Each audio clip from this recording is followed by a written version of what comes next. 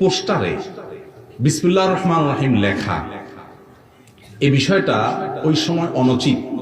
যখন এটা লেখার ফলে আমি জানি যে এই পোস্টারটা একসময় ছিঁড়ে ফেলা হবে, নিচে পড়বে, ড্রেনে পড়বে, ময়লায় পড়বে, অসম্মান হবে।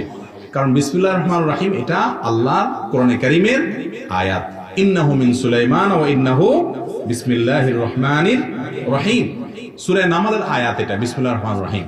তো আপনি পোস্টারে লাগাইলেন রাজনৈতিক উদ্দেশ্য হাসিলের জন্য অথবা অন্য কোনো উদ্দেশ্যে, কিংবা আপনি ভালো উদ্দেশ্যেও যদি উল্লেখ করেন, এরপরে আপনি জানেন এটা যেন তেন ভাবে ছিঁড়ে ফেলা হবে, পায়ের নিচে পড়বে, ড্রেনে পড়বে, ময়লা আবর্জনার সাথে মিশবে এবং যেন তেন ভাবে এটার অপব্যবহার হবে, অসম্মান হবে, তাহলে আপনি এই জায়গায় আল্লাহর নামটা এভাবে লেখাটা উচিত না।